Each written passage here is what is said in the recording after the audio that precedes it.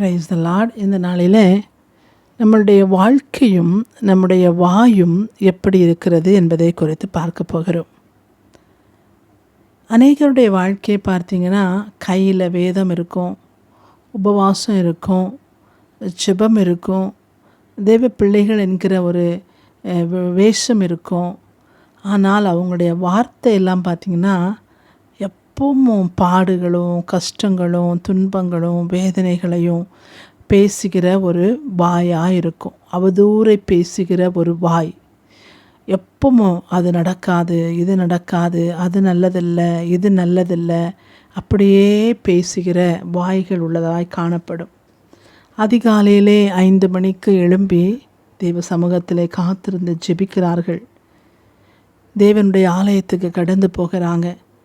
ஆனால் வெளியே வரும்போது அவங்க வாயிலிருந்து வரக்கூடிய வார்த்தைகள்லாம் பார்த்திங்கன்னா, அவருடைய பிரசங்கங்கள் பிடிக்கலை, அவங்களுடைய ஆராதனைகள் பிடிக்கலை, அவங்க பேசுகிறது பிடிக்கலை, எல்லாவற்றிலும் குறை, எல்லாவற்றிலும் கம்ப்ளைண்ட். இப்படிப்பட்ட வாழ்க்கை தான் அநேகருடைய வாழ்க்கையில் நடக்கிறத நம்ம பார்க்குறோம். வாழ்க்கை பைபிள் தான், ஜெபந்தான், உபவாசம்தான். ஆனால் வார்த்தை சத்துருடைய வார்த்தையாக இருக்கிறது பாருங்கள். வேதத்தில் ராகாப் என்கிற ஒரு வேசியை குறித்து நம்ம யோசுவா 2ஆம் அதிகாரத்தில் நம்ம பார்க்குறோம்.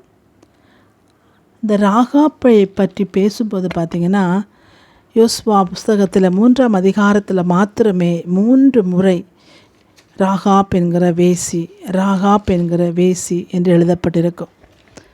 அந்த ராகாப் என்கிறவளை குறித்து அவள் பேர் மாத்திரம் எப்போவுமே சொல்லப்படாது. ராகாப் என்கிற வேசி, அந்த பேர் முழுமையாகத்தான் எல்லாரும் சொல்லுவாங்க. அவளுடைய வாழ்க்கை முறை பாருங்கள். அவள் வேசி, ஒரு வேசியாக இருந்தவள், வேசி தொழில் செய்தவள். ஆனால் அவளுடைய வாயை பாருங்கள், அவளுடைய வார்த்தை எப்படிப்பட்டதாக இருக்கிறது. இஸ்ரவேலர்கள் அவளிடத்தில் வரும்போது, எரிகோவை வேவு பார்க்க வரும்போது, இவர்கள் இஸ்ரவேலர்கள் என்று அறிந்து அவர்களுக்கு தஞ்சம் கொடுக்கிறாள். அது மாத்திரமல்ல, இஸ்ரவேலின் தேவன் எப்படிப்பட்டவர் என்பதை தன் வாயினாலே அவள் அறிக்கை பண்ணுகிறாள். அவர் சிவந்த சமுத்திரத்தை கடக்க பண்ணினார், யோர்தானை வற்ற பண்ணினார், சீகோனுக்கும் ஓகுக்கும் செய்த அற்புதங்களை அவள் நினைத்து பார்க்கிறாள். பாருங்க, தேவனாகிய கர்த்தர் இஸ்ரவேல் ஜனங்களுக்கு செய்த அற்புதங்களை அவள் தன் வாயினாலே அங்கே வந்த இஸ்ரவேலர்களிடத்தில் வேவு பார்க்க வந்தவரிடத்தில் அவள் பேசுகிறாள். வாழ்க்கை என்ன? வேசித்தனமான வாழ்க்கை. அவளுடைய வார்த்தை என்ன? தேவ பிள்ளைகளை குறித்தான வார்த்தை. இஸ்ரவேல் ஜனங்கள் யார்? அவர்களை நடத்தி கொண்டு வருவது யார்? அவர்கள் எப்படிப்பட்ட அதிசயத்தினால் நடத்தி வரப்படுகிறார்கள்? அவர்களை நடத்துகிறவர் யார் என்பதை குறித்தான ஆராய்ச்சி வரக்கூடிய எல்லாரிடத்திலும், அவள் பழகக்கூடிய எல்லாரிடத்திலும் தேவனை குறித்தான வார்த்தைகளை கேட்கிறதிலே ஆர்வம் கொள்கிறாள். தேவனை குறித்து அவள் பேசவும் செய்கிறாள். பாருங்க, அந்த வேவுக்காரிடத்தில் அவர் சொல்கிற வார்த்தை நீங்கள் பார்த்தீங்கன்னா, அவள் என்ன சொல்கிறாள்? உயர வானத்திலும் கீழே பூமியிலும் உங்கள் தேவனை போல ஒரு தேவன் இல்லை என்று சொல்கிறாள். உங்கள் தேவனாகிய கர்த்தரே உயர வானத்திலும் கீழே பூமியிலும் தேவனானவர் என்று சொல்கிறாள். எவ்வளோ ஒரு காரியத்தை நம்ம இதை ஆராய்ந்து பார்க்க வேண்டும். நம்முடைய வாழ்க்கைகள் எப்படி இருக்கிறது? நம்முடைய வார்த்தைகள் எப்படி இருக்கிறது? நம்முடைய குடும்பங்களிலே உபத்திரங்களும் பாடுகளும் தேவனுடைய அனுக்கிரகங்களும் நமக்கு கிடைக்காமல் போவதன் காரணம் என்ன? நம்முடைய வாழ்க்கையிலே அநேக பாடுகளோடு கூட நாம் கடந்து போவதன் காரணம் என்ன?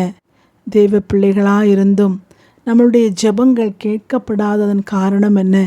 நம்முடைய வாழ்க்கையிலே ஒரு முன்னேற்றம் இல்லாததன் காரணம் என்ன?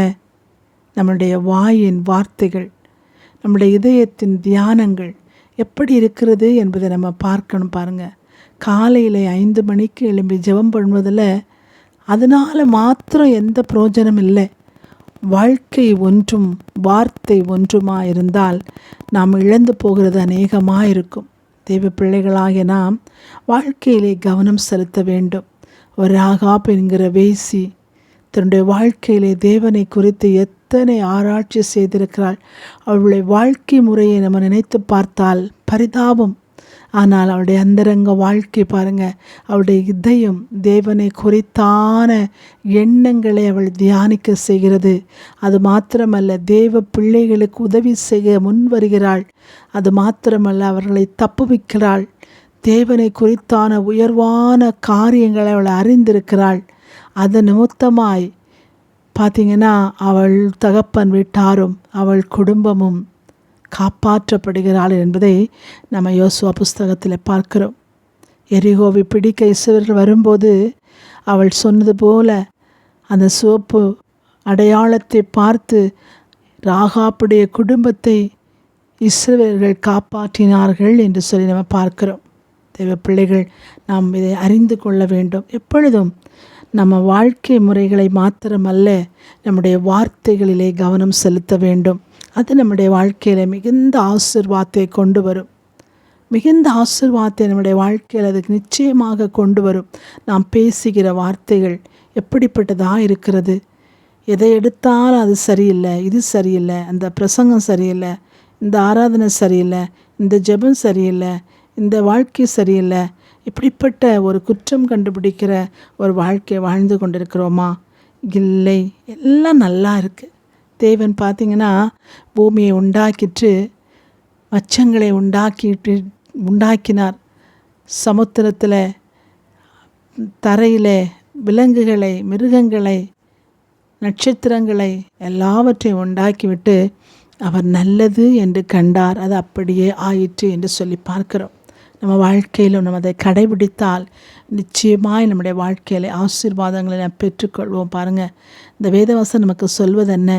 வேசி என்கிறவள் தன்னுடைய வாழ்க்கையிலே கர்த்தராகிய இயேசு கிறிஸ்துவை கொண்டு வரக்கூடிய சந்ததியிலே பெரிய ஸ்தானத்தை அவள் பெற்றுக்கொள்கிறாள், ராகாப் வேசி. ஆனால் நம்ம தேவனையே தொழுகிறோம், தேவனோடு நடக்கிறோம், தேவனைப் போலவே எல்லாவற்றையும் செய்கிறோம். ஆனால் ஒரு நிமிடமாகிலும் நம் தேவனாகிய கர்த்தரின் குறித்தான அந்த உயர்வான எண்ணம் நம்மிடத்தில் இருக்குமானால் நம்முடைய வாழ்க்கை குறித்து கவலைகளோ சஞ்சலங்களோ வேதனைகளோ நமக்கு இருக்கவே செய்யாது. பார், அவள் சொல்கிறா, நீங்கள் வரும்போது உங்களை குறித்தான திகிலும் பயமும் எரிகோ ஜனங்களுக்கும் எரிகோ தேசத்தில் உள்ள ஒவ்வொரு குடிகளுக்கும் உண்டாயிற்று. நிச்சயமாக நீங்கள் எரிகோவை பிடிப்பீங்க, நிச்சயமாக இந்த இடத்துல நீங்கள் வருவீங்க. வரும்போது என் தகப்பன் வீட்டாரை நினைவு கூற வேண்டும் என்று சொல்கிறாள்.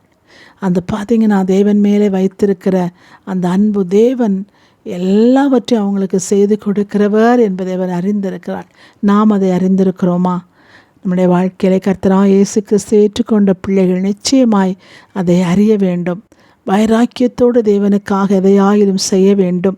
தேவன் நம்முடைய வாழ்க்கையிலே நன்மைகளை செய்கிறவராக இருக்கிறார் என்பதை நாம் அறிந்து வாழ்க்கையிலே நாம் பேச வேண்டிய, நடக்க வேண்டிய காரியங்களிலே, வாழ்க்கையிலே இல்லை வார்த்தைகளிலே, வாழ்க்கையிலே மாத்திரமல்ல வார்த்தைகளிலே மிகவும் கவனம் செலுத்துவோம். கர்த்தர் நம்முடைய வாழ்க்கையிலே பெரிய ஆசீர்வாதங்களை, ஒரு ஆகாப் குடும்பத்தை காத்த தேவன் நம்மளை, நம்முடைய சந்ததிகளையும் வரக்கூடிய எல்லா பொல்லாப்புக்கும் விலக்கி காத்து அவருடைய அண்டையிலே நம்மளை கெட்டி சேர்ப்பார். கர்த்தர் தாமே உங்கள் ஒவ்வொருவரை ஆசீர்வதிப்பாராக. ஆமேன்.